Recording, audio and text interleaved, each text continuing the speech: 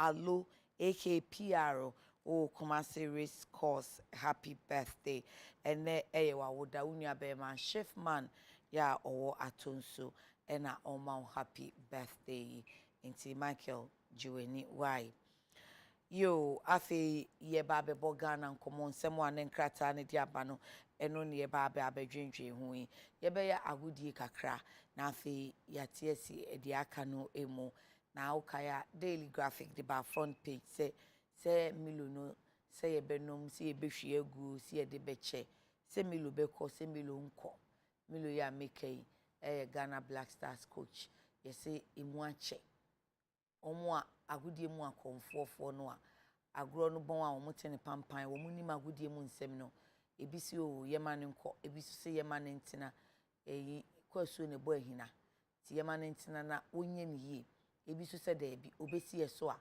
enka wo hye ye ma ye be ko World Cup nti jeja enka oyesa ebe ha nti pache wo wonso wadwen ye wo sei Milo wonko ana Milo ontina ye be bisa abedwafo no to sack Milo or not stakeholders over Black Stars afi ye be di apiate nkomo to say mini deputy minister lands and natural resources owura mrekuduka ebo nkomo na ene daily guide e di abase o shenkani na anu wo ka hyen no ene moto wura no ai se wo no ne kokro so wo shenkani ya ekofa nkwanhie ibayi ya ama ya nkan ya semi ye se wo num ti ase na mu eja ahwe ama o shenkani na ka se wo no kra de ba sa na otimi si fom no oko school na eben ho ni mu a okoka che school teachers ne head teacher say munyi nkola ni mfi hanom na de eba na no eden nti na daily guide e de aba say driver no ya de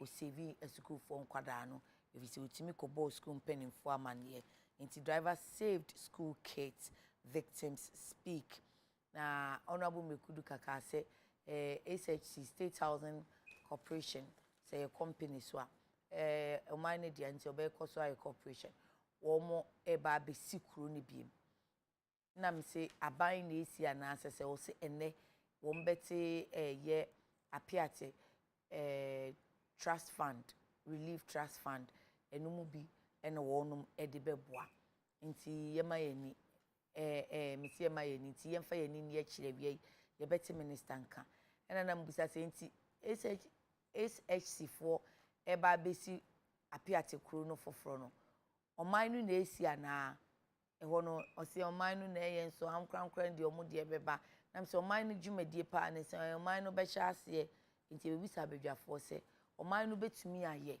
obeye ne sen ana yise ankrankre ena ebetimi aboa na afi yaka suku asem ebre wo ho nko a ye beka suku asem any can said the Ghanaian Times FAN they will say introduction of pre-tertiary semester system government makes U-turn as education minister or ministry reinstates trimester calendar omo anu omo se omo aka se ebe ko semester nanso omo ntimi enyina Ghana for ye mpini onu ano omo asan ayen konsen akire abrabo yensan ko trimester Ora Samuel Ayepe former MP Ayensiano ena wote be me pa ena menua be ma Samuel usu afie junior surgeon communications director Emma LPG ena Fred Agbenyo deputy international relations director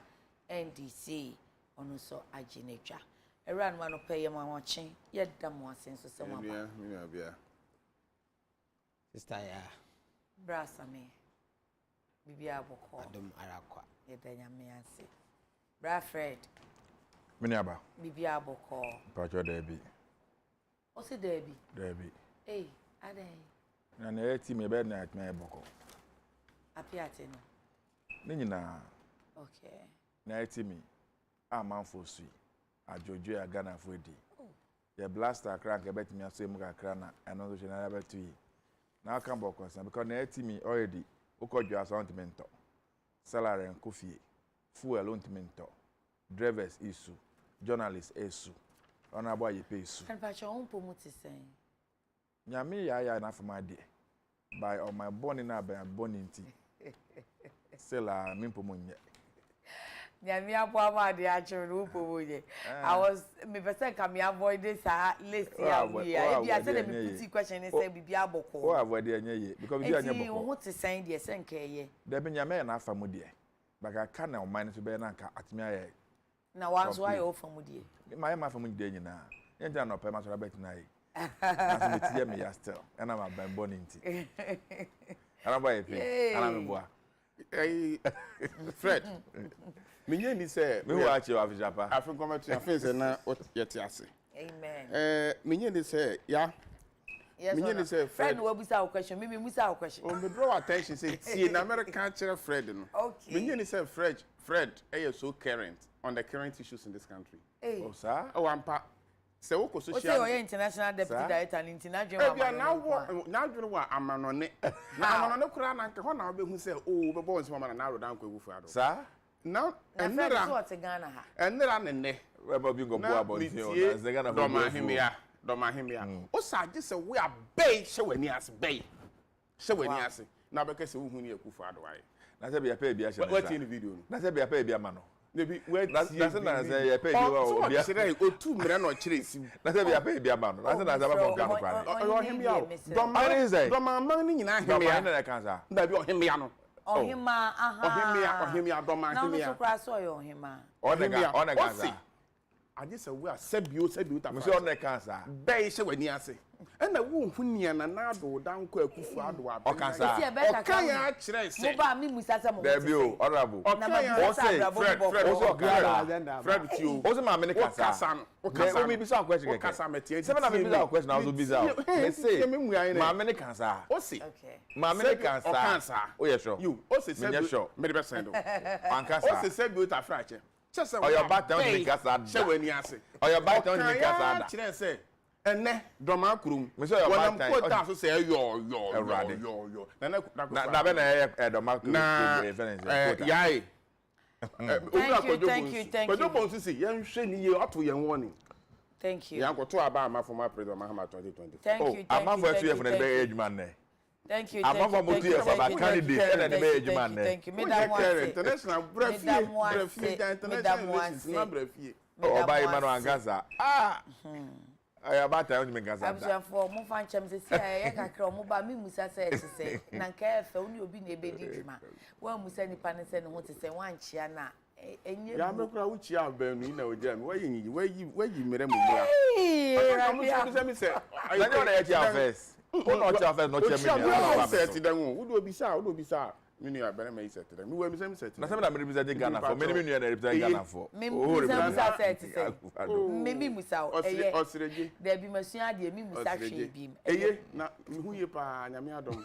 Aye sua no fon so wo hu ye. Oha kakra ye wo mu ne de pa bonfu bi a etu anwea. Ha o ye ngadwene. Kwan a 36 km road a efi Adekye kofa coach akopem owuram. Nyame adom ye de ma contract. E ma member so no me hwa me ye 16 kilometers. Egu first and second coach. 20 kilometers ni ya ye contract a payment no watu aso 16 no anwea tufo asan edi mfiri akese afa kwan no so aware sei kwan no ye be sere Ghana Highways ni Ghana Federal Roads Authority say won ma yen azil load na yentumi azil weighing machine yentumi fan weigh azil load afa kwan no so no na mu ayen ye sere won anwea tufo no de ya kwan yentumi entu won ase na emomu no ye ma yen mra no ye adwuma na nka wo ma yen azi weighing machine na nka ye mfa nkosi kwan no so na obi obefa kwan no so ye say load a wo de kwa akofa kwan na ahoden a ye de ye kwan no eye ansa waya ade nyame nhira ma me nto aso na me nkomanim be me na waya ade waye din pa nti me hya ase wo so why Milo onkwa na ontina yeah waya football there obi be say ahwafo akoma na ye de ahye leather ne apam enti se omo bo na omo bo ni yi a bo nse akoma na neje se omo bo ne nkoyi a bo nse akoma no etete enti Ghana football ho asem asem am gidi ye se ha nipa dodo na Me problem with football in Ghana in general ne say a player or born home modern pa or Ghana Premier League mu na the next thing everyone say you na beto front page say when your contract or kwa ball Iraq. When your contract or kwa ball Pakistan or Qatar. Na ni nyina ye sika enye the standard of football. Amount for a year investment ankasa our football mu. But oman Ghana and it seems say ya de ya no edi echire na investment kakra so ekọ ho no so no ekọ faako enti ama ye nya so mfaso eno ne problem a ye nya e Ghana ha enti ye hwe local football na ama for bobo obi wo ho ni mbo pa oti ye fe ne say mbrekum obo ball ho di obedi kura ho ade ne bosomi akatua 600 Ghana cedis 600 Ghana cedis no kura be bosomi miensa na mba e winning bonus mba sa ni po obedi nya confidence e develop aba be world class player na ene bre na akonya bi ba na onya sikafia bi kwa akwaji obabi a obekọ okasema ne nkokra na busuafo nyama beso gu so sa fe eni ba be ye no e na wo ye osi akwan ma no enti ama ye basic football na nkasa na nkoyi secondary school they say football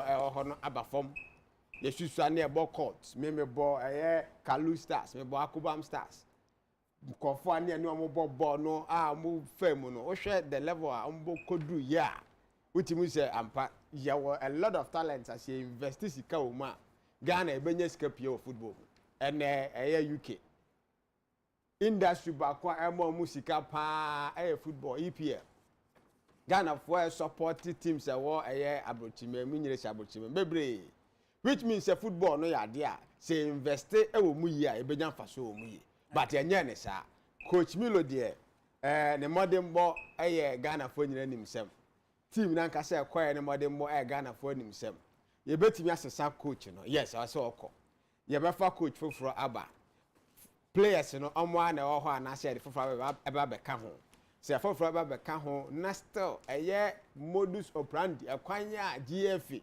ene Black Stars management team ankasa so ye omadwuma no se nsakra ya pa ambe mu a ebe den se ebenya nsusuanso pa ewo ye yago kansie no ho eniti coach Milo de obetimi akọ na onko say ukra wa analysis CIT a we ya wuye ya na ye coach ni den I say ye ball na nkasa ho de wo form ti ni se enye ne form so enti ehia holistic approach enti ye si ehia holistic approach a ono ne so na se ye hyase fi ono hono so hia pa okay ema nye nya no wo ono hono yanhwe nkrabata aka ne nyina so enka ho okay na ye football no football de ye wini a ye neje but unfortunately no Ghana scale o si enya football mu no ye nya let's invest said there be obi ball division 1 kra no betime nya akatua be so no ene be bia nkwala ball ewo ye mpotemu mantamu nyina no say ye sisi store sisi yo ama stores kama for enya scam fa behind ena nkwala so nya be bia mobile enti unama obedu ba bi na ka akwan mu ena nkwala asi po a omobobo ni nyina enye ena University of Ghana and other tertiary institutions in so they have to invest there.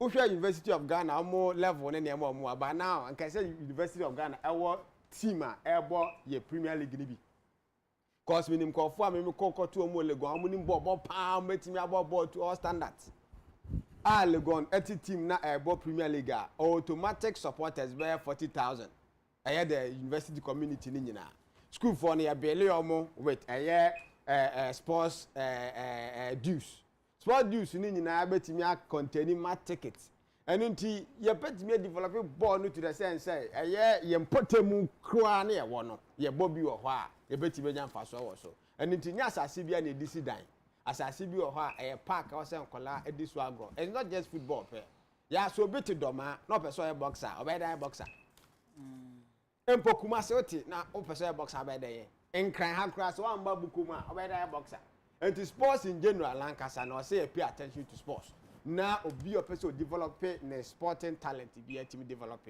na yenya mfaso e wo so kakra metimi aka no honorable Feminti yo Yeah. Football ya de bia Ghana ha yengani je hu ye pa. Ofi 1963 o kan football abakwasem we Ghana ha. Ye gira ye nanso. African Cup AFCON ya ye boy. Mbiri bi atwam ye je bi pen. Until recently Egypt be mu no kra na Ghana ne country ayaje dodo pa. Na me ye part of my education in India. Woko no obobo obi akura nyina ho nhwe.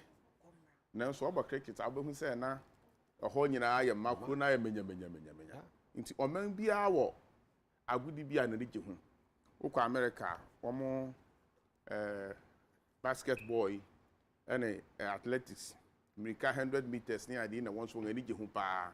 Ghana hanso sport activity and events are ya rije hu pa football.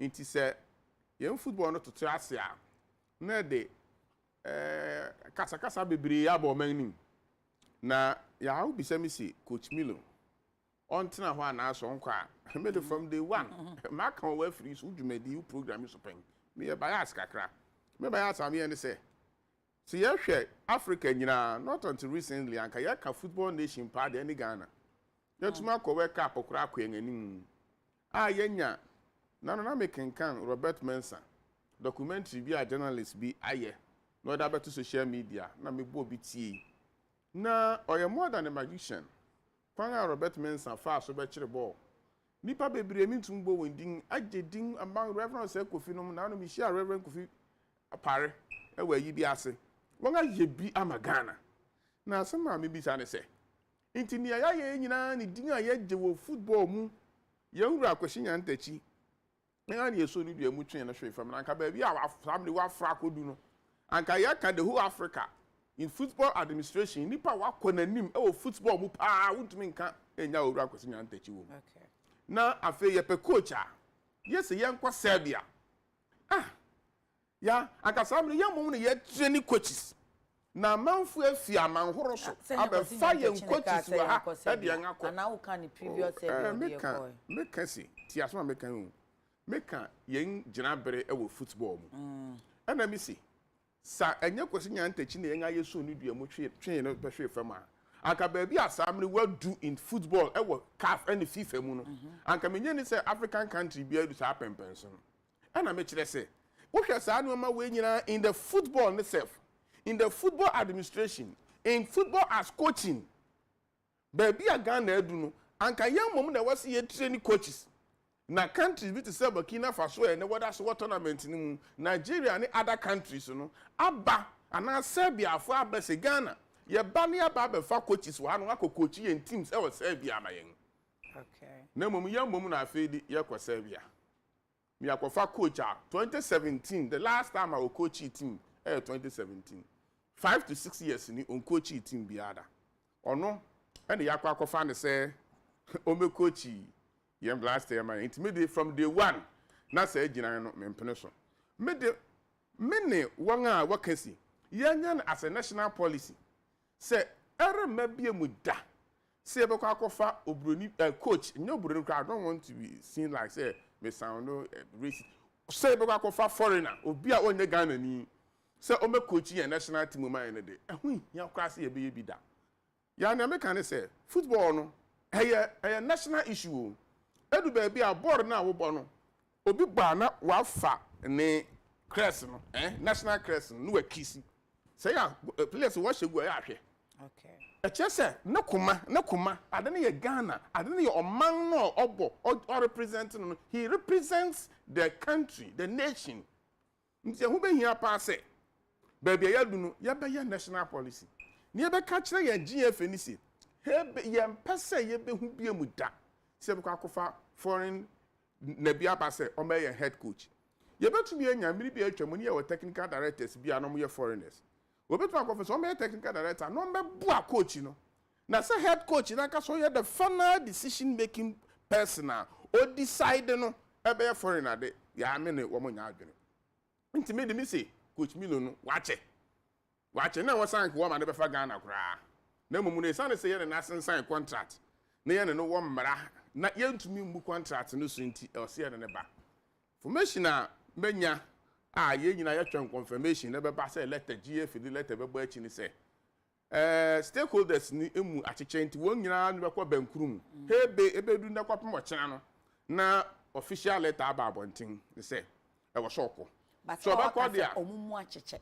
chomumu acheche ye de no so ma no kwa consultation is still going on. Okay. So untumi kasi emu acheche nti ye ja no say because don't forget to say by March or see ye bo World Cup qualifier. Media misi munjai. Yeah, let us overhaul. Yeah, we see. You better know overhaul it, team, no. Okay. Materials, you was saying. Yet, yeah, Tunisia. In fact, we are share African Cup of AFCON EB. Not Tunisia performance. I will firm pa. I will firm pa. Only Nigeria. It is young you to meet to 2 years near my near local coach or your papa.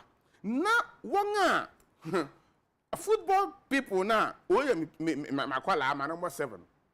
We ye makwala or division 4 e Germany ba man me da ponum na ye hunu na onye dignamentong oyi de woman mo playing time na menye sika wo ho nti man mo ha ma me si ye ja sa de no ne ye fa local coach na se ye ma coach na ka sa ye ma na scouting team so onko scout na onye the best am I na ye ntumi enye ho ne ye ma no kwan se what the clear na man no try no ye good on fan nko onye good on fan ntrenchen because here the Comoros the Fred the mean nya assembly final no he's a professional he was a professional FIFA referee I was not FIFA I was a referee whatever it is we are officiating matches bebre we Ghana ha he can tell us say Sanka goalkeeper no here the Comoros match no Sanko stretch kakra bi and no save sa ball na anka be we need dey no because first goal no ba in fact at the pressure be to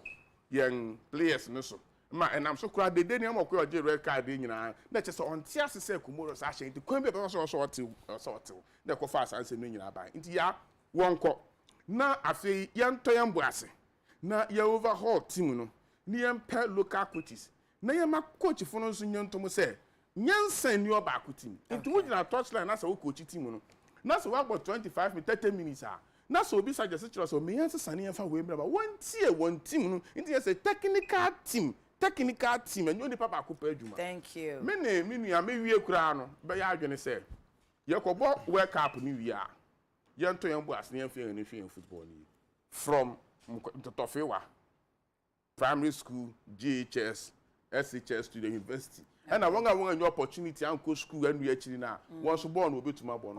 Young over because I'm not Michael see no money about ding now. When you are your phone fee. Frabri man here don't call. Yeah, and say I now I know referee. I don't think anything that. No. Wow, officiating premier. Referee Agbenyo. Not the premier. My uncle's member. Referee Agbenyo. What's the Agbenyo doing that? Oh, be serious. Say. Me near referee to that level. Oh, you're professional referee. Oh, they're mine too. So politics so many guys. Yes, so yeah, because if you are NDC MPP, be mono guy. So Yenye melody. Mama to left Agbenyo ni nyina papa. Left Agbenyo. Yenye coach melody. So me nua ba me da se bebre anope ma me ntia wetie fo nyinara. Na me ntia me microphone mo Sandro Kofi akpafulo lobi ni likpe. Amonya bone bia ya electoral commission say on critical constituency maye. Na yeso enya representation in parliament. Na me chia mo nyina. Na ye nja akasa ye ntenda. Ye be pray bedu time aban ni electoral commission beti yeso frɛ. No matter anamo ama yeso anya representation in parliament. Me ye very passionate about football. And me can football asema na me can bebre pa. Me hwe ball a enye ne fe ene ne de na me hwe. Ya bitaka de bia say o my team as a count Ghana ne. One industry bia ye pay attention. Na ye invest ye. Ne to ye nyama ye a. This subject of unemployment. Forget about all that sports. Because they unhia for football nkwa. I believe say football nkwa metimi solve Ghana unemployment problem about 60 to 70% of unemployment problem in Ghana. Because football one industry bia it engages the services of every professional. Because in a football team, uhia medical doctor. In a football team, uhia driver. in a football team, we have cooks. In a football team, we have media practitioners. In a football team, we have gardeners. Obi bia marketer, obi obeyumbia accountants, obi abi. The services is needed in that industry. And the industry bia say ye 2 year boase. Near to 2 nyama year. I bet me create a lot of opportunities. Abu minus one man kon enim. The good thing is say a industry bia ni wage bill po and any aban so. Government doesn't need to pay salary of footballers. Government doesn't need to pay salaries of all these other persons I've mentioned who eventually work in that industry. A industry bet me create a non resources. Na chi obiaka na amanfo anya adwuma ye na oman so anyi. Na ye as Ghanaians so nyame ya dom say the raw and the natural talent nyame dey ache kwa. Because to kwanko amama omo ye ade football. Na say be share the kind of investment omo ye. Any the way omo atutu mo nyama and some adom pepese omo edru. Na obaye diem na hwe say akwa say ye bibi keke. Enum po result ayanya no. Na ekire say tu e boas na e hye nyama yi a akebekọ enim ye pa. Akebekọ enim ye pa. Na ultimate international so man. Na on plan hwe. Now at the end of the day you expect some magic to happen in the tournament. It doesn't work that way. It doesn't work that way. Amaya other young prepare. What have you done? Debbie, you see, Ekaino, Ghana ha a junior level football. Say under 17. Yes, I say na Ghana was one of the nations yeah their power. That's true. Yeah, their power make Japan 93 year koye. At that tournament, Ghana Nigeria never finals. And Nigeria for year free. Ecuador 95. Year koye, Ghana never that World Cup. And since I do by 1998, Michael Essien be by ye I do Olympic Games. And you can go and check our record. Share players are produced in Ghana how to go some of the countries around the world. You don't need to mention anybody's name for people to know and remember Ghana. Just mention a player's name. And people can trace it to Ghana. That is the way Nyamia boy could do. But so man, what have you done? I can in a eco school no. Ne pe bobo power. Okay. Ne in a bobo school, ne in a energy say eco bobo. But now do bad the co school. One person get involved in 18 sports. So academic, that's why me. I am not 100% in favor of this thinking say school core is only to produce people for university and they can win now. Because you cannot call O-level days now or no. O course secondary school. A man for a time on my sports. A man for a time on my culture and as ne can win now. And to nipa ni be school no. Now who area be developing the talent Jaffa. But by the time I go school, and I'm say even though you mentioned SS 3 years, but really on paper 2.5 years. And to be able to do what or pre the web to passing exams at me moving on. And see a correspondent na sanya manyama nyina no na ye dey. Me kai those na me offer na yes can school final year. Ye ko boy inter schools. Ye ko bobo me be drew back to campus on Sunday. Monday na me ko show me English paper. I also be do ye be do attempts say are you really serious? And you know we need to go back to the basics. Football one grooming Colano from their very young ages. A bed is so much pick the rudiments. You know I'm into football now. When you say a football club in Legon cities, why on earth say a premiership player often at this stage after now coaching the basics of the game. Said how to throw a football, how to control ball, how to break ball. At that level. These are things they are supposed to learn at the age of 6, 7, 8, 9, 10. Oh, okay. Yeah. 7, 8, 9, 10. But now say we don't have any proper system in place. I have muted an idea as a Ghana. Is it possible that every district are converting one school into a sports academy? Government should do that consciously. But the ones that we have already, say first not go more for 10 years. These are all private ones. Okay. These are all private ones. Okay. Their motive is business. Okay. Their motive is business or no bar or selecting Colano more around or grooming muka crapet no doing like That is his motive. Okay. What are buying? What we can do? Live with Ghana Education Service. Every district convert one school into a sports academy. Get a special academic curricula for them to run. And Colanico no no ample time to train and to prepare for sports. Ti osua de no yes sports. But say regular school no omoko no. You was time for extracurricular activity. You was sportsmen. In fact, a bit more omoko schools be because A-class schools because omo you good athletes or good sportsmen and women. It was very prevalent in those days. And then we had very, very good players. Okay. And bobo. One of these NDP MPs, Nekra, our parliament, those days at Legon, not on a football team captain. That time, Nana, we referee. Very, very good player. But how do you combine academic work? One, I just said, "Dear, me bisa a friend no. Sana Samini sana bisa say. Inti asiye di ni bra kwa kosie Coach Milo so. Ye why or ne how. But the answer him say a problem ne so. Ye Coach Milo nkwa na ye problem. Afi kosa etoso mienu.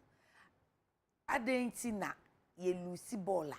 Ena enimdifo yi referee ti se mo eni abemfo mbeka ball na sem sa.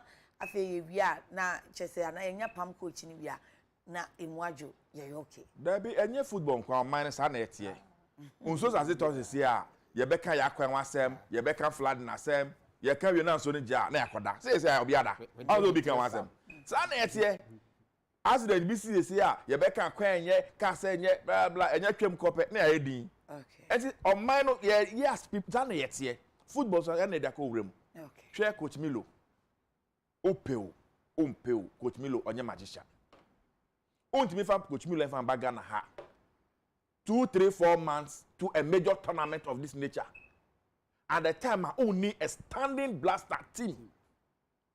At the time, Milo Bagana before 2010 World Cup, I echo Uganda, echo Africa Cup of Nations. We had a standing blaster team. Some my crowd if you say blaster players were here, you can just mention the name. Ubebo Sivian Pia, Ubebo Asemwa Jan, Ubebo Lai Kingston, Ubebo you just know them. We know where all of them are playing. We know their pedigree, we know their performance. What you say? And they blasters. Your Bobo crowd to TV here and I you don't even know them. It's a reality.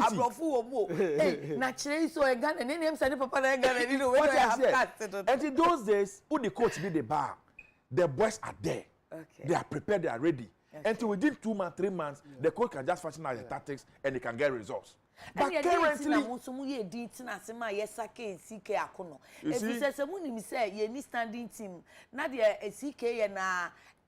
sana sese oye no a arenti na mo ye din na yenko family sa short time na omo pam CK ya kofa it is the politics of it. I'm sorry to say this. It is the politics of it. Omampeni Nana Akufo-Addo oba he. One of the first your kind say no they on foreign coach. And even though the blaster people as of now FA4 no mumpe a local coach na so munya local coach omo being say why you prepare ready enough to man the blasters. But the president said, I want a local coach. So they appointed Sike Akono. Go and find. See, Nyama Wemunka, yeah, Babotimbeka. Yeah, the BCC. I am part of the GF and what is happening, some of the things I follow. Okay. Are you still part of the GF? Yeah, I'm a member of the FA Cup committee. Okay. I'm a board member of the FA Cup committee. Okay. Actually, I know some of these things that are happening. Now, I can say, Sike Akono, truly and really, on the choice of the FA. Anything on more palm on. Sike Akono, he's been a player before. He's captain the Blasters. Check his track record. With the kind of credit. But at the time that he be pick Sike Akono, Coach Apia Frio. Osho be say Masekonedu. He's been there as an assistant coach for several years. Okay. Under several coaches. Okay. Criteria be na o bypass no. E go fa Sike de buy. Ono so a Blaster former coach da. Okay. Just say pam kwesi no. Criteria if it's a succession Sike buy. Go and find out what happened and how he was selected. And TSF, the World Cup qualifier, after the Nkoye, we got panic. We thought that we must qualify at all costs. So a decision must be taken immediately. A committee was set up. Go and look for a coach for to replace. I think it was 1 month and 3 weeks. Now about 2 weeks, 3 weeks. To go and look for a coach. Ghana had Bukaziz Abahada in the early 90s. We saw the performance of Bukaziz. Yeah. After 10 years, you started Bukaziz did the Ghana. He was shambolic. Yes. So this should have been at the back of our mind. More so, Milo Free Ghana has one about Yepe said. Milo Free or Algeria. Barely 6 months he was sacked. Okokata, he was sacked. Reality for the past 3 years plus, Milo has been in the house doing nothing as a coach. I see. But to be so traumatized, so say, okay, you have Chelsea example. Almost the time, former player Lampard na or your coach, you know. Near show musa, but within a month, almost a son na or mode or the Saint Thomas something by Papa and Fanchene.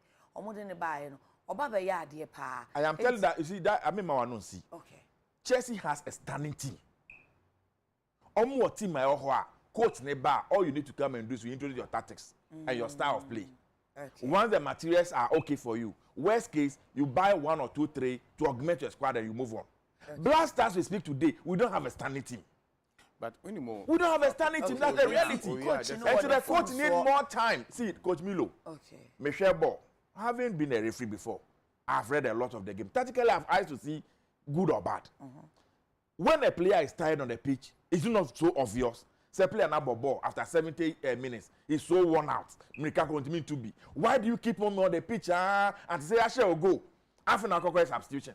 Do you think that also you're forcing your man on selecting the players and if it's on in the process he once tweeted say only the 2010 team no and then only as some wager kind of and I am cram did agree so I'm gonna one and could be a so ebia no so yema on you see ne pe and fan picking the players in Tibia at all costs wa brekra manemo uyina.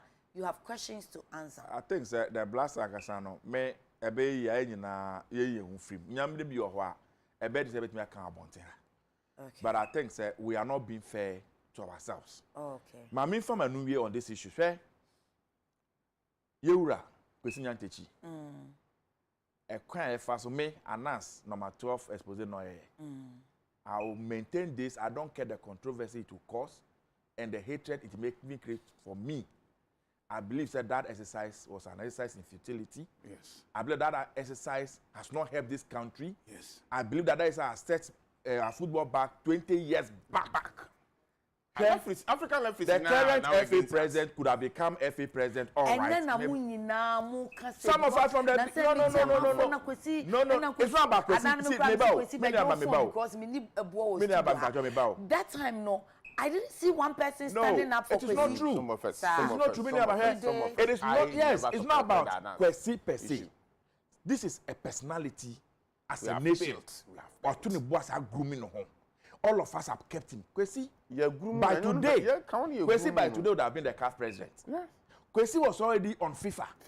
Can you imagine what would have happened? Say, can Kwesi na ye CAF president? Now, Kurt, a FA president. Look at the time Isaiah to year CAF president. What happened to Cameroon football? Football is a game. And you know TV show.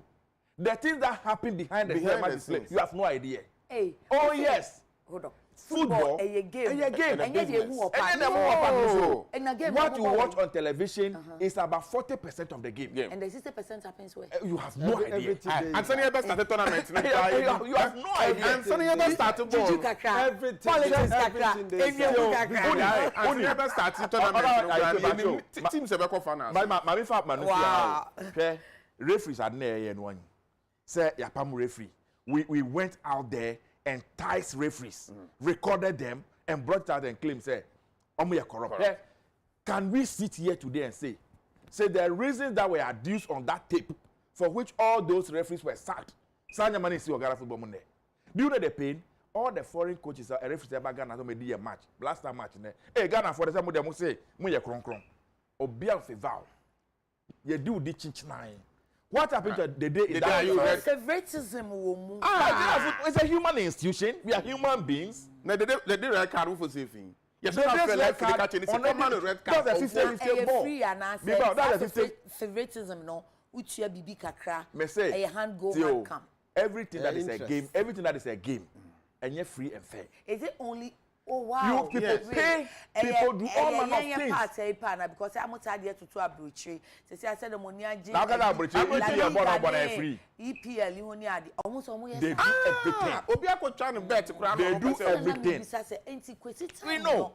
Me kind of if there's any person I'm a kaya, me papa lawyer TK on there from judges next time they be our consumer we don't speak but I don't remember anybody on air saying Kwesi it was like crucifying. On my no, Sunday, Ghana, I said, yeah, politicians. I same beto you as honorable, sorry, me within the example. Honorable APS, BBA. Ye and 2 years was a point to shame. And son or ben your opportunity, no, na ya send up. But Mooney Fred, Mooney needs to say, your corrupt mindset in your corrupt against in a Fred say 40% when you na more than that. Because na sense here to say Juventus they say for match fixing, you banning almost some number of Ghana, baby, Africa. Basically the whole world. Mindset. You will be then who here consider everywhere they crucify. You go and entice people, you go and what you are to be bad no say only Father Dixon na olu say onim no. I saw him boss me that So what is the point? If you are a business person na me for that go me ane na me ko abrochire. No be say pay be business person be business Ghana. No but honorable you pay na maybe Minister of Transport unim nana. I should go and say I don't know him. No that business person am I. And if you're able to stand and say, oh, don't worry, I can reach out to him. These things are normal. You see, Ghana, no, you can't carry. That's the problem now. The solutions, bro. I had that, like I said, save you a solution. Oh, yes. And now, I see a picture. Wow. In some view, Yakawaha, me per se, your bedroom, when you football, near sports, I guess I couldn't. Ye, Edge of no shot to a crack. Now, Fred, any meaning I can say, you know, I know can infrastructure you be here at from the basic level to the community level, school and non-school, near to me, I'm a yakwing and you big, you know, be the dance say. I bang by under the watch of Honorable Kwame Siam, former Minister of Sports. Yes, start here, yes, sports complex in all the 10 regions in this country. And there, Ghana Gas. And a GMPC, any other state institutions are profit making through their corporate social responsibility. Sponsor some communities. This actual theft means most of the communities are. Yes, it's baby or community in such a way say we do asar or cra. Into yenya artificial grass or ekoso na mom no aka se ye betumi aye proper organization na sanya me nua kan yenya teams no nkwala teams at the local level na sa astroturfs ye be picking into good use near to maintaining ye near picking football no dey afi akọ yes I blame you astroturfs me can be kakra 2 minutes per see o me won ya bro for yen kan no kware oku abrechire a Nientia UK team be a Bobo Stadium na ema. I said they have community stadiums and parks. Yeah. Ghana, as I speak to you, I go see stadium pitch be Madina Zongo Junction. Okay. That pitch ain't me fan ball league match. Identity and meet the real standard. As I say, Gunchenyo, we just needed to ask some small land to eat. Can you imagine what it means? Say team be ball Madina Zongo. Supporters don't have to pick a car to the stadium. They can just come to their houses. Every day, till the bear man. Team ni benyaska. Ni matanya to play ska. Uko duka ukudi kwanswa. You see pitch go and check the standard. Uko teshi, uko la. Why we did this ourselves? AstroTurf ne ye. Na so mo mani nye standard. You go to me out for matches. Community. AstroTurf no de Robert Coleman ne ebia MPs no. You can't blame Coleman. And the specification are buying ministry the man. You can't blame him. Why we do all those things? And we are wasting taxpayers' money. Are we serious? This time, Madina Koma, we just need about 5 meters to be added. 5 meters. 5 meters. Now 5 maybe. As I say, you go baby. Mama, this country, we are just not serious. You miss a friend that can well. But you say a standard because your friend can. But I'm going to say, Mimi fee a coupon and a brew. To be tackle weekend for me a you. Now, Bakona team be a ball, our Dew Park. Now, Bakona Delphine and a bit with Dew Croup will be our fear no about match. It's adding a team be on Luffy baby. And what decided to say, me find the Winyami Park. It's team spirit be a Kenyan, those communities in young heavy. Okay. But Sanka said, team no, oh, one community. And no bona the fuso one community mun no ba e be attract community. Thank you. It is say I'll find out. But say ampa say sir I don't know this care no. Oh, size no doesn't meet the international standards now we should for going forward. What will it take for them to expand it to that 5 meters? Example, Madina Zone. Madina there. Yeah, apply. Wanted to use our home matches. We wanted to even the cost involved. Because man said in a react stance ni na. And it's a kind of kobubu na. Just a kobu the entire stance. Basa. Now, okay, what man collaboration with the Facebook Live. GFE, international. But your Facebook Live, the Amudiaba and I'm making kind. Senior RSC Kofi Chia says, inside Kaswa Fifi down. Oh, Mamia, you shouldn't have even asked this question. Coach Milo must go. We don't need him again. Now say Jinaho or say simple. Fred said you can't blame only Milo. The sugar and the communities. Honorable Abedi Kwada so Kumasi says AK police in Inadrono. Thank God government has made U10 as Education Ministry reinstates trimester calendar. But I'm very sad. 2 persons have been shot dead in the Boko municipality. We are not sure. You better check it. Nitete says, nation of talkatives. We've started talking again. Doing nothing. Hashtag talkatives. Kofi Michael, good morning, TV. I hope everyone is doing well. God bless you all and your opinion in Ghana and Africa. Okay. No. Nicholas Onyene sister, now we don't have Ghana Black Stars, so it's GFA Black Stars. Milo must go, and the committee that brought Milo. As for GFA president, we are waiting for elections. Bring back the love. Indeed, World Cup, I have cancelled it. Ohenesi Onwankasa, our cancel World Cup. No. Chisam K. Desmo, good morning, sister ya, in Ghana. Please, I have something to tell the government about Zoom Lion Ghana Limited. For the past 10 months, they haven't got paid, and they are the ones cleaning our environment, markets, car stations, and even the roads. They are our mothers and fathers. They are risking their life doing that work, and so no pay. Hey, Ghana. Oh, muncha o muka. Sikaye mu fiebi. Dodwo na mu say management fee. Kakra no so mo fam wo mo. Kweku di show. I agree with the Honorable Member of Parliament. That's former Honorable Member of Parliament. Milo came to play revenge on Ghana. He deserves to go. Perimo say Tutu from Otunfo, convener of Crossfire Ghana.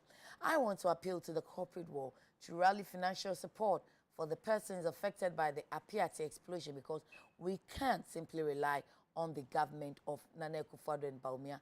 They will, as usual, fail them. Co-Mensa Pillar 2, congratulations to His Excellency Nanado for rebuilding, for the rebuilding for Apiate Bogoso disaster. They are now rebuilding. Answer Oma rebuild the area. Okay. Meshak Champon says, great discussion there. Chief Mano say in Atonsuya, the GFA under Mr. Ketu Kreku is a viable business making sector, and they don't care about the passion of the Ghanaian football loving fan, but they would get. But what they would get, the Milo GFA bought for the Black Stars has expired, and I pray we have a better coach to qualify Ghana to the World Cup. And he sends happy birthday to his brother, Michael Akon. Oh, it's Akon, and you wrote Alu for me.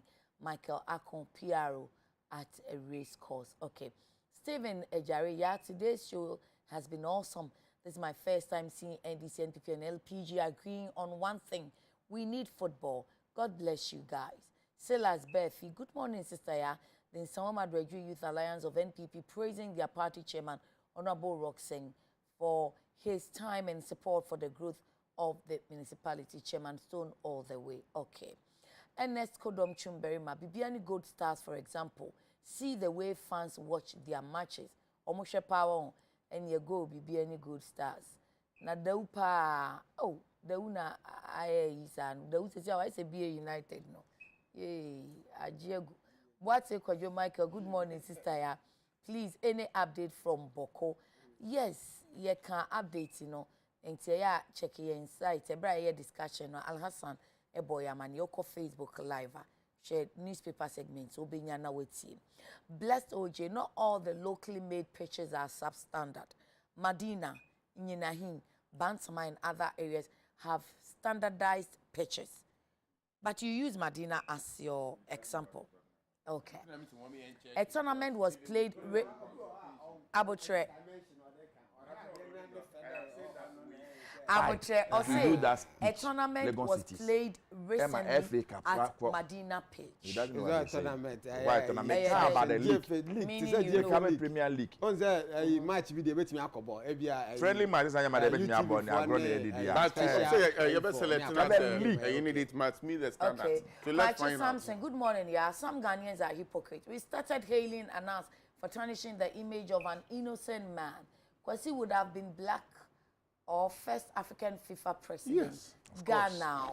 Atanga Bernard, I'm watching you live from Kuntinase. Fantastic program by all standard. Oh, we see at the end standard and yay. Chris Bell, Black Stars dear. Black Stars dear. Asempa. We need to change the manager. I'm Chris Michael from Afrancho. Thank you. Born dear Damakuma, so if we say the home come back, we shall say the amount for bar ebe kana uti say football business room because your ball match GFA business am problem I'm just saying don't do business to disadvantage of the game your business should enhance but mention Alhaji Abdulkarim Gruza. In fact, Alhaji Abaya Pankofo, Alhaji Atetuo mo, eya Osekufo mu nyina ahwe. Alhaji Gruza obi a me gidi. My campaign man sa asanka onu na say oye for president. When him nti etisa no. Alhaji pesa pick them from pick them young. Let's see how we can combine the two. Appear to explosion driver netia say Wanarity Amafo Kahawa who save your school phone kwada and then Aban say SHC State Housing Corporation for Ebesansi appear to chrono. Na many honorable Mekudu Kakasai no or say omobeda for 20. Yeah, I know bina Aban Hopia or the Nedia Kakra and cram crested your modi aka home. Now womo SC. Na fe school yin so ayatan ko baki. Etimo saying, "Ona shasi." I show 2 way the opposite worker because it was just 5 minutes. Me pese meka appear being appeate. Yes, sir. Appear to me coincidence in na me haraka kran appeate. Yes, sir. It's an me profession, me area of interest, accidents. Medical driver no from so, but so analyze accident. Now person what share driver and faulter. Over share mistakes or accident in the buy. Now during the accident, you know, so niama or driver and mum na from so. And people are like motor rider, motor rider. My professional. You're very good. Into driver over share being. All right. The first a year accident in the buy or mistake. Okay. But during the accident, no year be or see bonabaso. Not just say onim the content of the material now okitano. Into adene basano. Information and so can say or signal shout to so bien fear could anasenko no mungo at a distance. One hour soon thing away say what the one phone betray our bang an explosion by. And then she who say drive on the sanko nearby school, catch a say material make it explosives. Into money school phone call and fuel. No quarry said Mofrana and Fiwa and Kabia and then as some ever can a bear for. Right. During the accident, no, some driver need be mistake. Very good. In road safety in general, no. Se ukita explosives are. Won kwa one nantel. There was signal vans. We also have signal vans two. Back with the enemy. And flag. It's so. Okay, na back. And signal lights. It's in a pempem. Okay. Na back also ADH. Into signal in enemy or pave way. Cat say, I didn't make it explosive. Give way, don't get closer. Into anka tricycle, Uran Obano, or who signal or back conching. Okay. An accident we ins. Okay. Driver won't come here on. You didn't load no shower, so be just a signal. Yes, I mean. Okay, so we shouldn't go and ask now. You're this man there. Inti I was so you know one. Two, Martin say inspector mines inspector and here in the day from the harbor. Yes, chief inspector of mines. Yes, that's true. from the harbor. Custom officer checkpoints. Who says explosive speech ma signal any anima. One so many term no. One so explosives no container no hono. Niam indications be wa ho we are police in MTTD. Who pay so who say we are dangerous. Adekye baby. Okay. Signal nim also parking okra. Now we insist. Inti police feel what duty no. Mama yen sack mine inspector no kwan na nya nkan fo no. Or what duty we him because actually and me be so honorable me could do ka say as the ministry no or my prayer mo because even the minister because I started asking him say why not or share her or see chief inspector of mines and or share side explosive say and I say why so no or share or supervise mines no mo djuma so and also minerals commission and I'm saying once no share minerals commission so and also ministry and see so there should be a high authority amunina if there is any resign yes where your initial decision of the ministry okay but one more further investigation but to say na me bisa police in there no say I didn't free harbor and to say police for no more duty does that mean that at every checkpoint police will be always I was see who time I didn't term all right no one to man can't change say hey ade okita ebe to make munipa okay nti ade eyi ni wani ma me ma wonko okay ni nyina wo say san mo ye check say na be ye bi NCBM na ya oman yi yan ha ba ko no say ye de phone yi ma wo say wian ni ye de to ye say wian wo adwuma ne say wian na bosom ye ntu aka wa wian phone ya be 10 years ni obi akwa anya attempt say phone obewia nanti na wotem bia wo wian kwa na wani da baby because hey phone we there for 10 years ni ada ha akọ bank ahwe ube unani yet na kwatena bank ho no watena for so many years robbing attempt bi akura nko so da into bo na the phone da no so not na negan sorry e da ne sere so no kita no phone no WhatsApp familiarity well because isa na ye no okay so we say if that is the case they said they will from ports hona from T said their driver no onye mistake then one so we also catching say expressive we dey kwa signal dey anim into mama me signal because driver no lucky say anan say dangin na nko no trapo e no hyem a nko no so bewu no credit na driver no so dwon say oye na me signal we bi kura no wabisa ya mfa ama no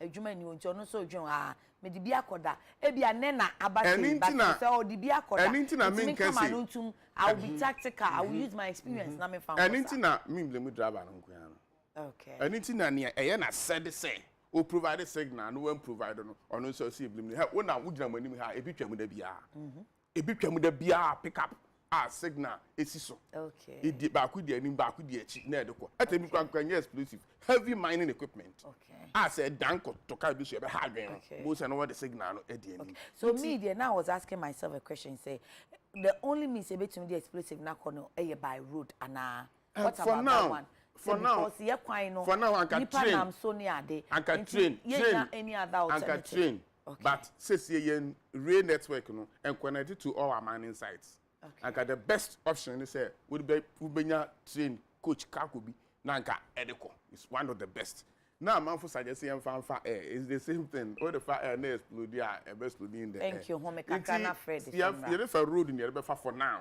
but say yeah side with the bia once a signal need the anymore it prevents a lot of accidents when you about yeah my busia for nyina yakọ okay omo mahwe omodi hye ene omo ma prepare nyina ye bom pass erade enka ho no mo ntom ntem ye kan bi betwem de sia enche se Ghana no kasa ene ye de ba pass e betu anamo a e ma ye wanto ye de ye mfa nye dwuma ma ne ye se oti ne se eja to den we kafra mani samina so ansa na fire service obedru ha no na kire se bibia kojo to Adekye is it the first time ye fire explosion dey come mining center and then the first one yes Adekye Ghana anye bia checks ben na ye ko fa the report no se on agba ipe bi sa ye anjana crash for ni obi every akodu western bibia ade ne si ye no how many police barracks barriers me cross here say na draw me see me police for mo ye djuma bebre pa but MTTD for no sometimes they have to up their game anajo de ka nam obetumi abe hu ka bi nam hu si o netu bebre parking lot bi ani achi o na so be fa barrier twam ye ka hwe the only car obi na ne light ne ye ba akopɛ but ye car uhu a oba obehu no as moto but o san ho no so say ye car kese reflector bi ani achi o na so nam anajo obi ase no apake okwan ho reflector na afa ya twetwa nhura na de atutu we see all this is every day. Okay, we see all this is every day. What do we do about it? Innocent people ye ku omo ona ba ye pay say omo maso ye den a omo twa pictures. You see yen now growing up growing up in a village nyama ohu a you don't know the consequences so car say kra nkola na etumi ka say ekohwe anameboa. But Fred, having to that experience because there was a time obi pam say koachi na they may not appreciate. Honorable their memoir Fred show a form of education and if it's some time ago Ubeka Techiman new Techiman and new Techiman etano so ntem ye frewa hia tanka bi dani butu ya o man for cost safuela eja paso mu enti ase ye nya sa experience no but ebibia so ebesi no so o man for no empenye ase ensua bibi mfi mu na sa de ko so I think that we need to educate people. Say be kan no cry chomo to say the honorable kan say aso de ade kakra because driver na yesi odi mika ba munjani o je me asemesi no munjani and mechanics yes aso odi wo hom bi but have we done enough sensitization education for people to appreciate yes have we done that we have not enti am for ntia again na fuel tank mi hwe fam a odwane ko to kotwi fuel I say onim oje say ensuo onim say jabet mi say because okosa koton because onim say jabet mi atom on the oje say manya do fudi ensuo bi am because the say jabet mi atom but onsuo de onim pa say enye no what I mean is say is really equating it to water. Okay. On the consequences about me free maba. Okay. Until we need to do sensitization, we need to do education. We should not always sit and say asembesi. Esi we are. After na ebe kasa bebre so. This thing should be a regular practice. Second in your movie pe, Honorable said, ka baku di enim, baku di echi. Ma signal, worthy of every other person obeba on. Okay. And now look at say, we see this heavy moving equipment. That trailer so, trailer no kwane nam. Still, it happens on our roads. And then I'm not me who car kese no mo almost ya then ya bompo containers. Na see your hook bi ase dey hooki. Ahoma e dey be som e bi nka ho. Sad we see that amasa container ko to bi cars we kun obi ne ne yere ne mbakwa. But we see these cars even Accra here. Ubeche na negotiate curve bi na senage na ho na container na ya to fam na cars found. We see this is every day. Who is checking this thing? Who is punishing somebody? I'm telling you, you may contain like a seer near the Asika so. I might be anywhere so more. Then I'm sa. Jayakwan the way I acquaint here. She cares for negotiating. And a tough man will be who near better Steve's new radio so near Kazasia near Jatwo. I don't think that's healthy. Last one on education. Yes. Last week in better on education, I think that Prince Betty Asia may have 10 until I'll come back for some minutes on education. Okay. Yes, Brasame. I am unfortunate. Now, because there are some mining firms and they are for for safety in the agro-cra. Because we be a miner. I have to say, on share in the helmet. Okay, so let's put this caveat. Mining firm will say, as at Friday on Peace FM, I'm opening in and I'll say, a new moon so they are kind of not responsible. I feel no motor every company ni ho. Nti once enya meka o mo nsane de. Untumi nka se e yo mo property. E mo first time ma. Amoto. That I don't know. And you know explosives in ebedru ansa na omotua and omotua in advance. Mini ma me Cause utua in advance na ba. Obebua no na me bra you nkasa. Utua in advance kwa na ba. We insure goods are what you can goods in transit insurance. Okay. Nina idea a here. And until almost so ntimi ntwe omo free ho. All right. And na ebie so. Say o hwe akwan amofa so e de ade no free harbor na bedru kro no so ase de honorable I pen car na kyerɛ sinto akɛse bebree ɛkɔ so anka gold no mo de kwa anka on be compromise security sir. Good question. That's a very good question. Anka on compromise it. And I wonder say gold it's not bisa say one person you bet me diafa. I wonder say gold no mo de call by road ana. No, I'm the chopper. Wow. You see? Wow. And now it doesn't pose any risk. And unless risk nipa pesi car and pempi no aya na onwini ni nua ho. Ono de ono o cut cost. Oh, driver no pede ade na ekọ no. Wa cut cost. De bedi na nim ni de bedi na chi no wa cut.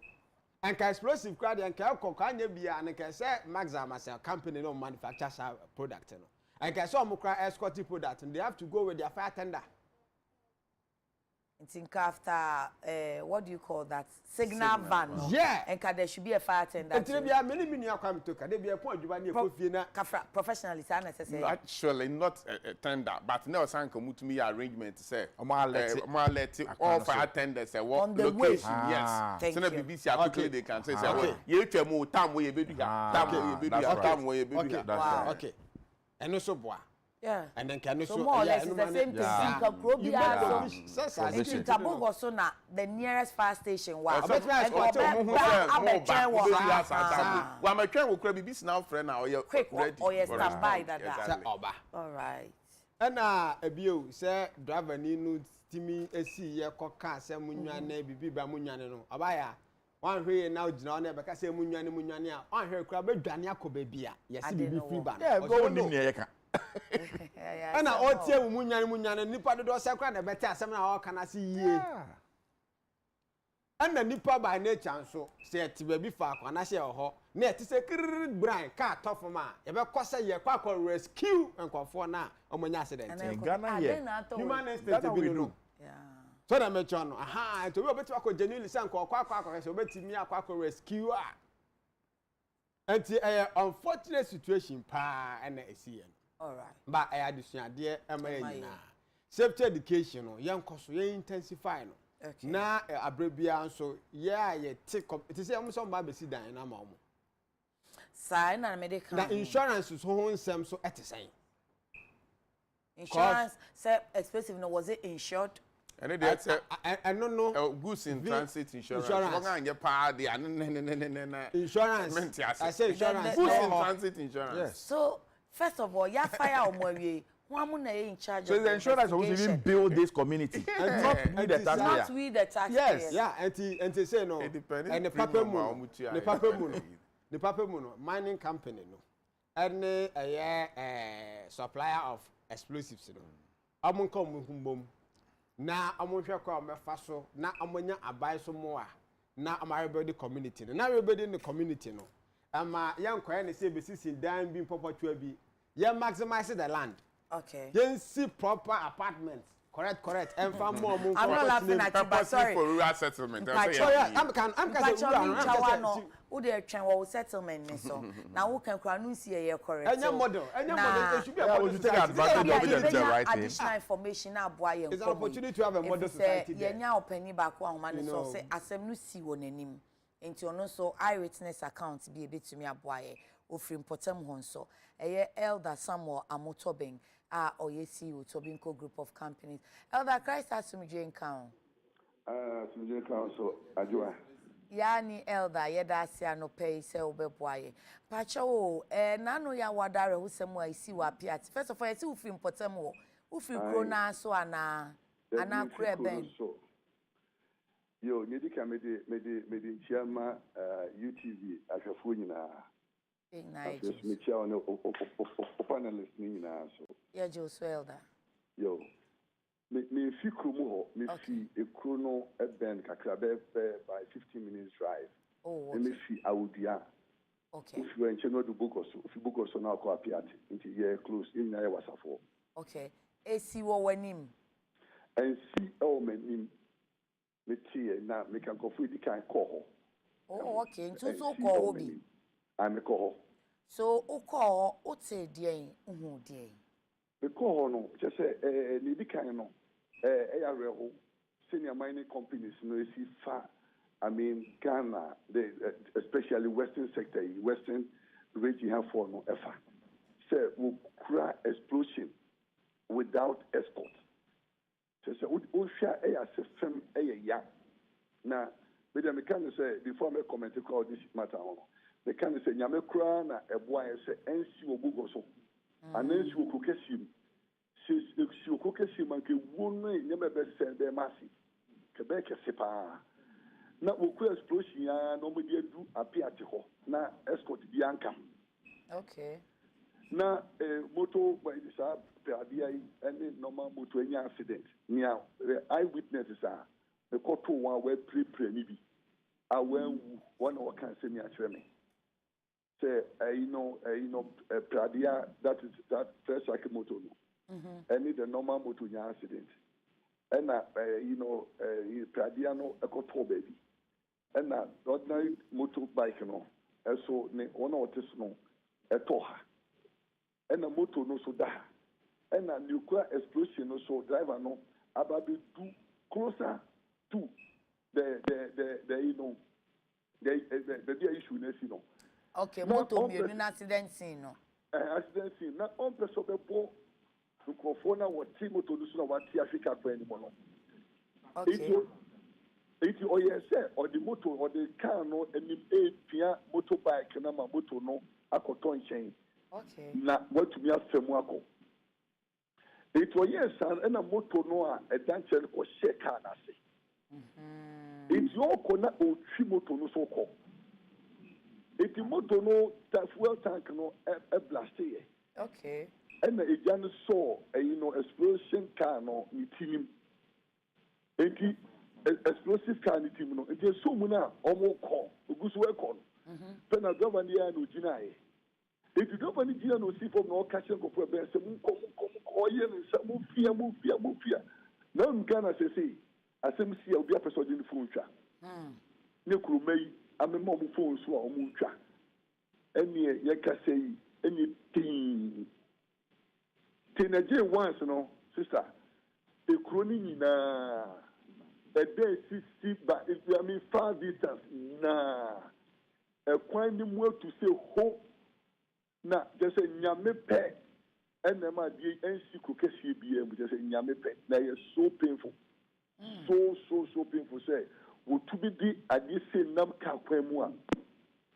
Na elder Kafra semi-trial narration is so ubisa and not a free hand, cano, crow, almost omutia, if you know.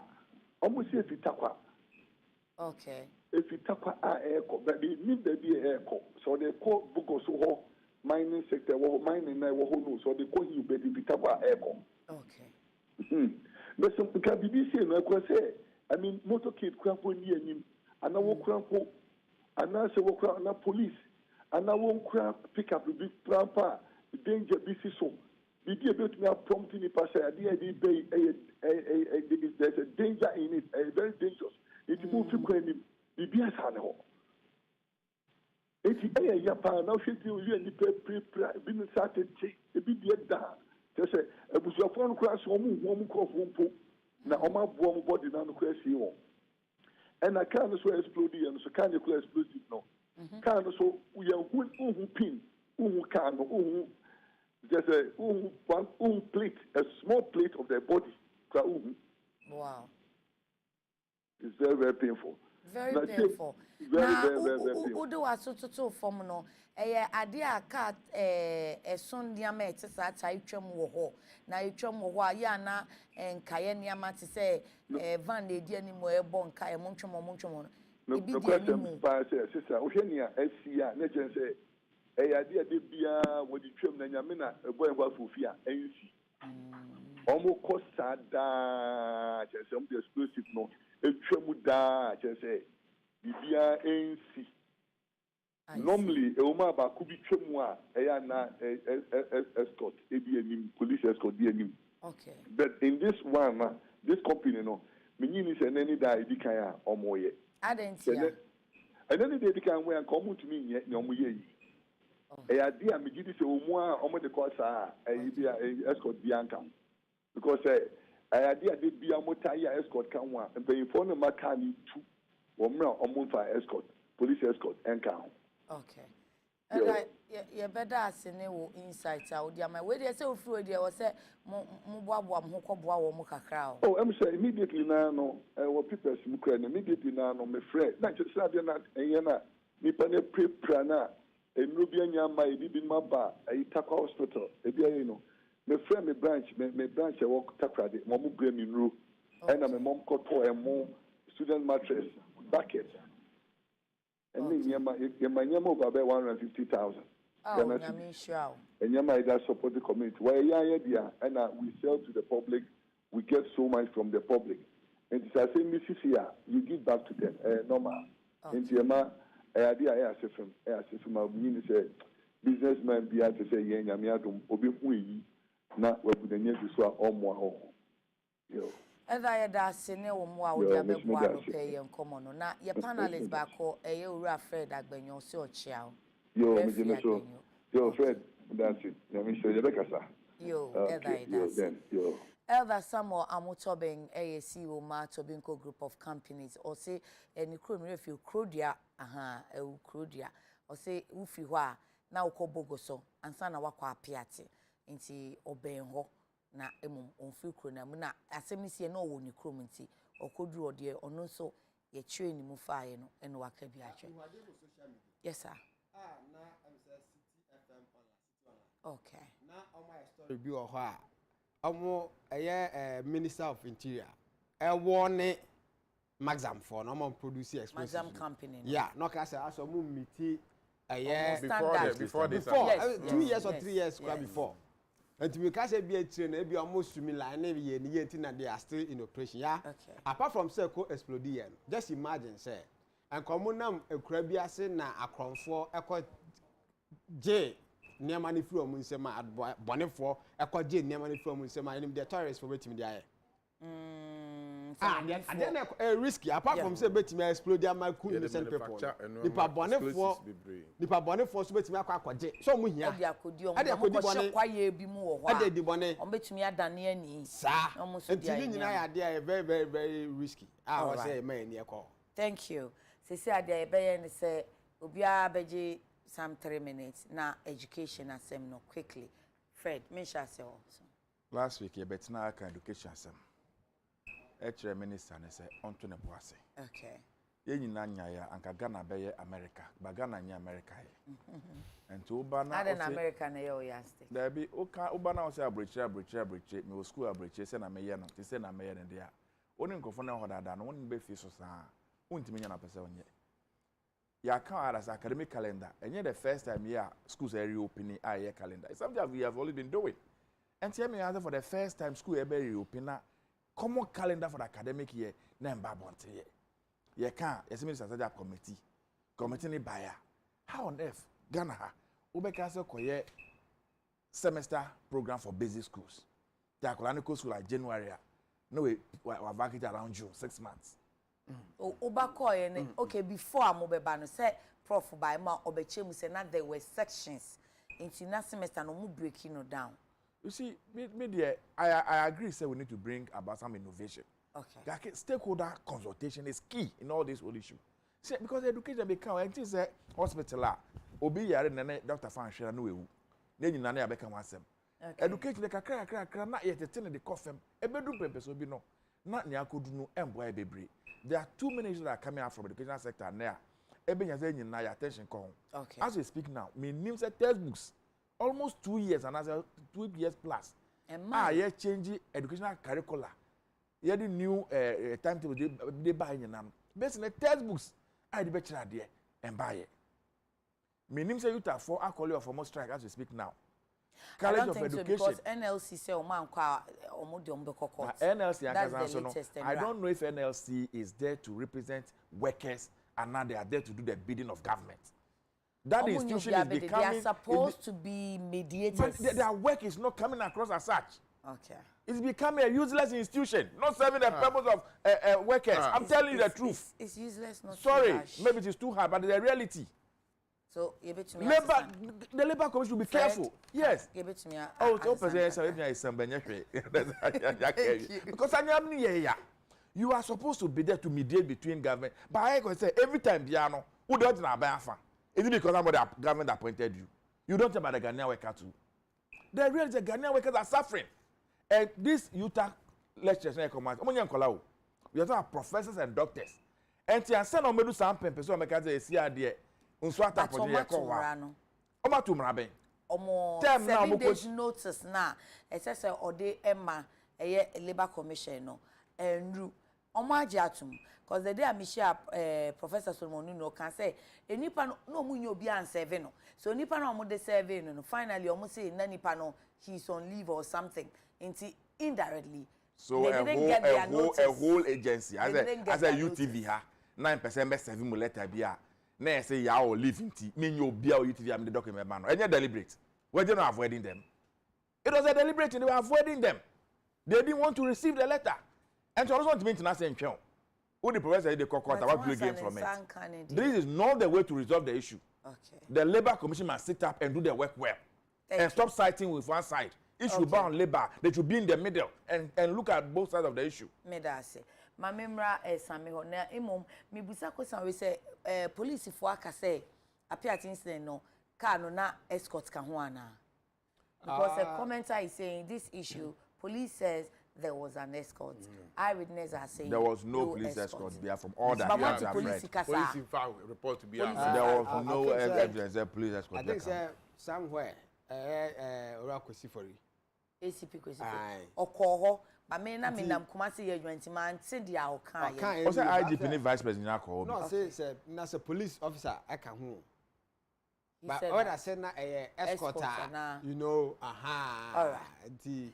That escort you know say timi chire mu ye police officer na intina we tie me ameka na I didn't use the word escort. Yeah.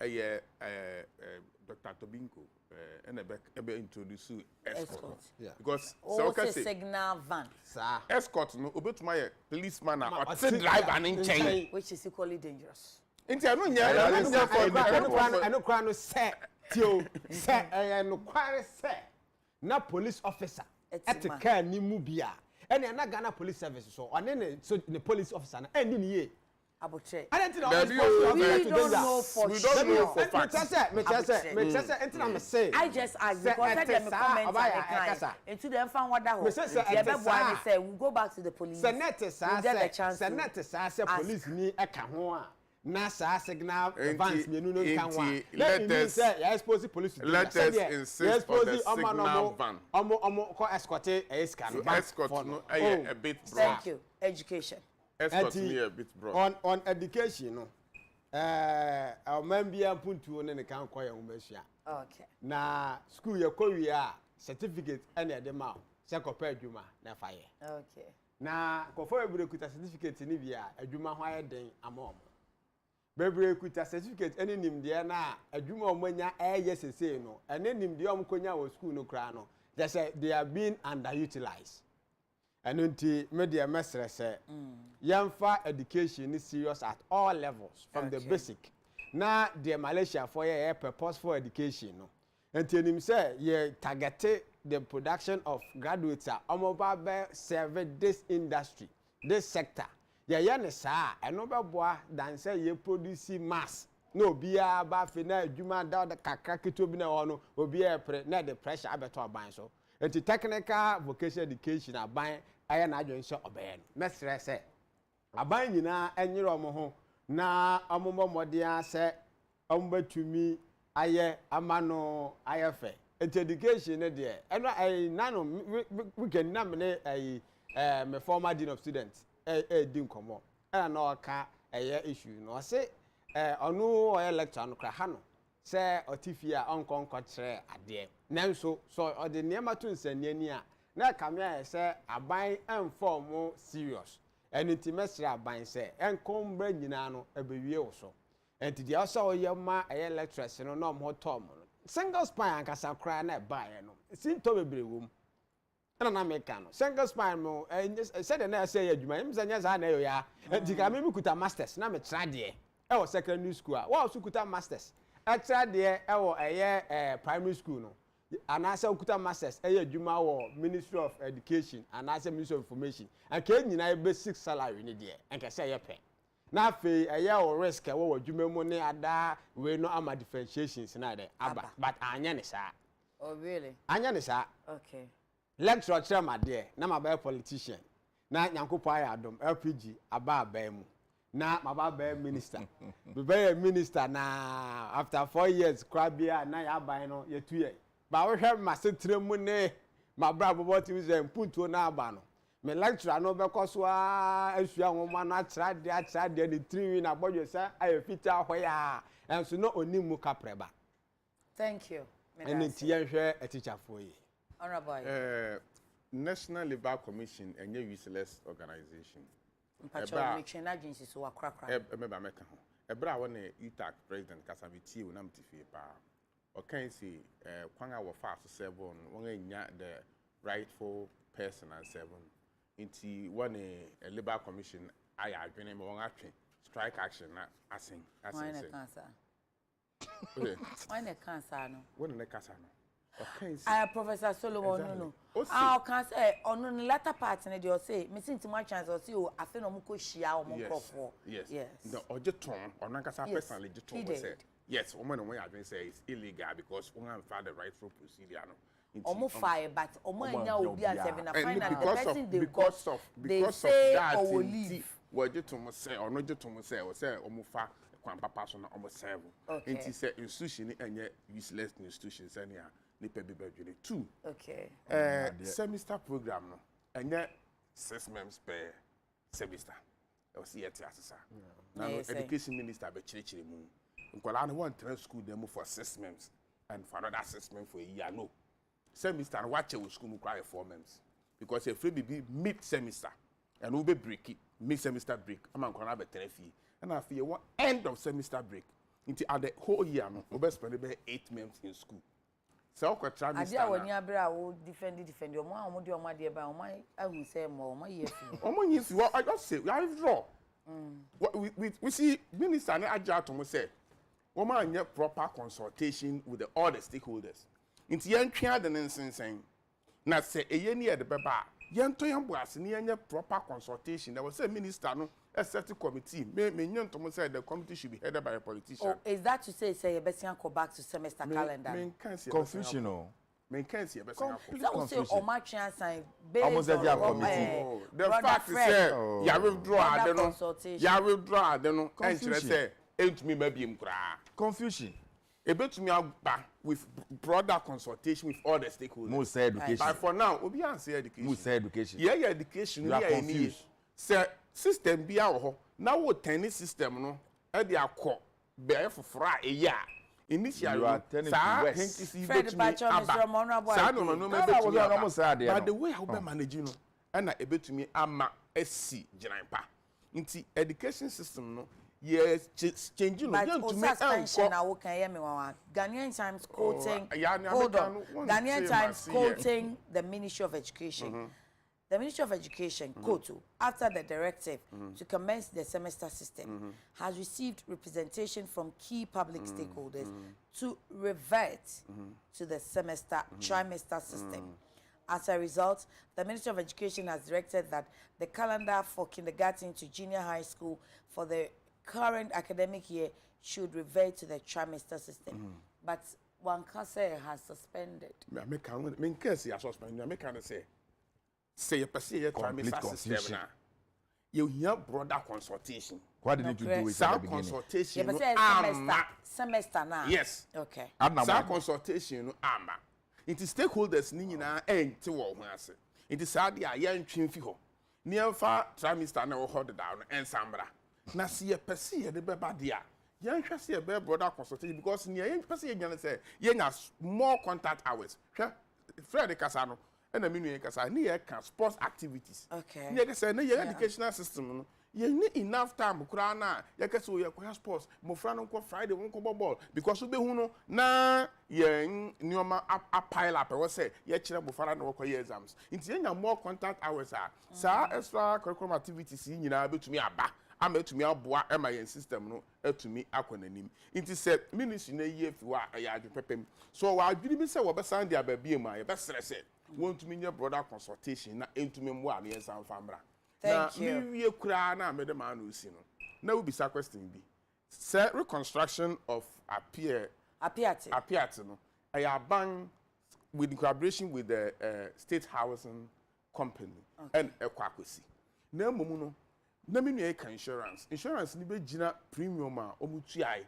and for compensation na ebeba eba na insurance company ni ko bra fine mining companies no say o ma sede say one through their negligence and a maximum company na transport ni nyina nso ehu be hia say won so beboa oru atobinko ekasa no ono kra initially ko we about 1.150,000 Ghana cedis and new ma support you have to say nadmo nso the nyama bebre akọ support you have to say engineers and planners and individuals be akọ ya pa be see you so ya be sere say gasem and jata cement jata wo nyina diamond cement wo nyina nkonko bo e atore nchem na aba nti aban e bi kura budget aban ye no but sika odi shemu mamu such disaster no e bia na eno yes ma buy this can be cover the emoji spread na up to na more account here mamu go them that can na mo share the type of structures we have see am won and yes here be sit down ni be we mamu go this can no go be can emoji amadi no ya higher very important because me no raise issue bi thank you yeah reconstruction of certain communities emre ye ba ye buida me bi si wo be si dan ni be na fe ni pa no ko tremosi yonko yonye proper consultation one ma engineers nko ho ni yen si dan to the rural settlement a ebe suit their tradition and their customs ye modern o mani beje o mani be kwa tremu ye si ebe si be wie na fe amanfo ni si anka me de me pe compound house me de anka me pe self contained me de anka me pa bro sanga etiesis intim na ye kwa na ye wo bosun bi wa ha you see ye wo bosun bi wa ha na ye nga so down kra ha na esi di fan anka me pe si ye to ye bo as ni ye but when we are rebuilding a city do we have to go back to the old style no I don't say that proper research must go in and na who develop those development ever train yen tradition ni yen culture am for na wanye ntom nti yanye ni nyina na entumi bo krakra no seconds ni krakra no mesre aban mamu ku diska no sika ben na aba wo sika na am say create loot and share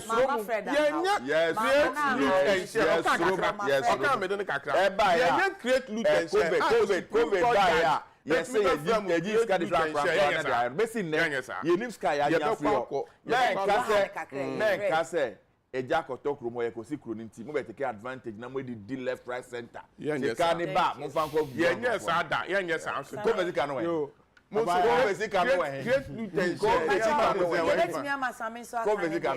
ye budget ye the state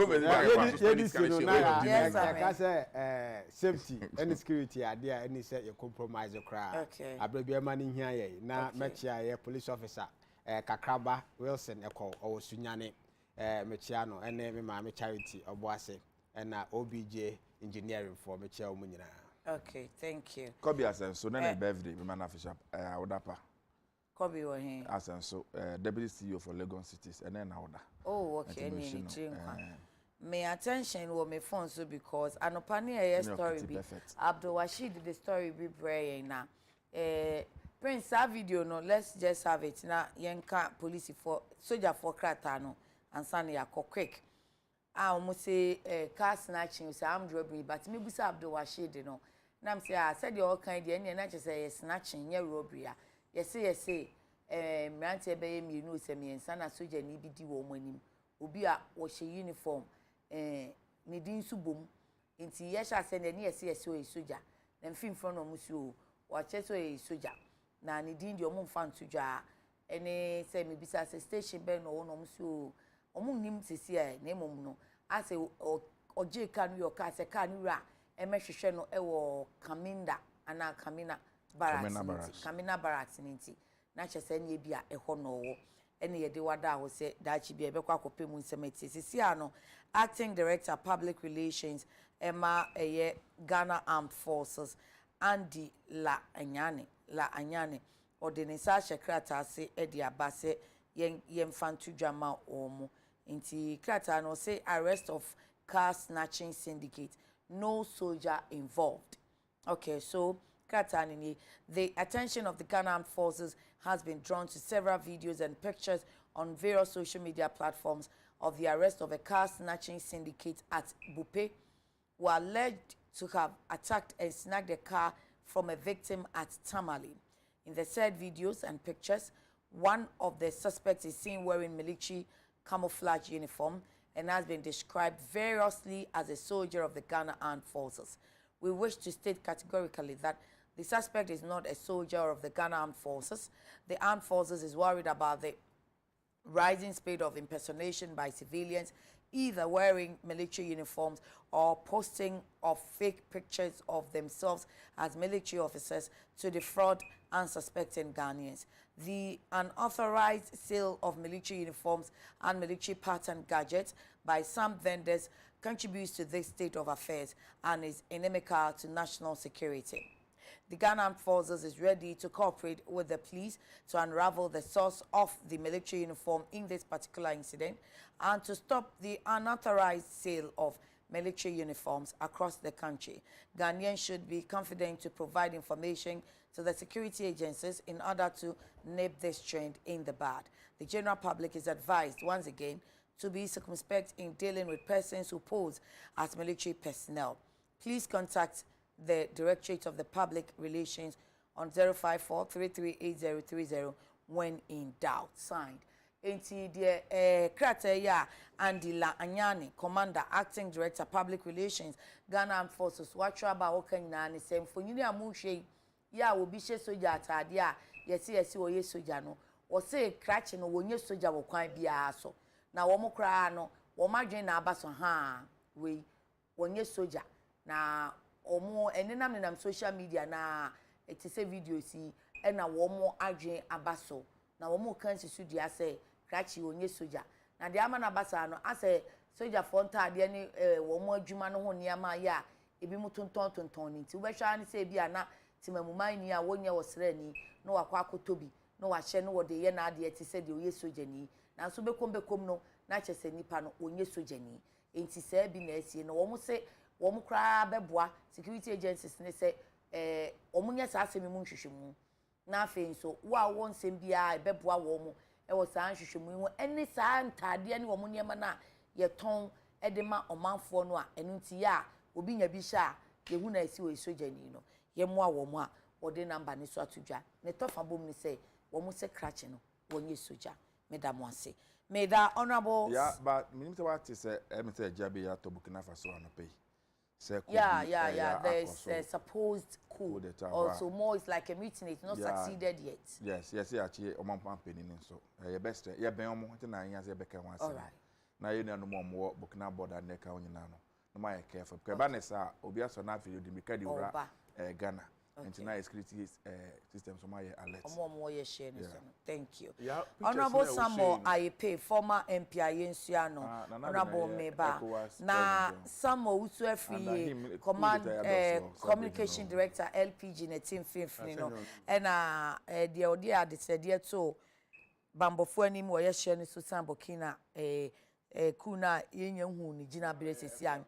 Eyura Fred Agbenyo, Deputy International Relations Director, NDC. Yes, Honorable, me to me upon. Wo pon na me hu picture na me hu ade be na pese me draw so police na. Me nkyere won adwuma de na so Fred mo nyina mo na be ya adwena. Obi o hye soja atare a wa position so soja na onye soja ni. Na wa kire na wo kitani mu.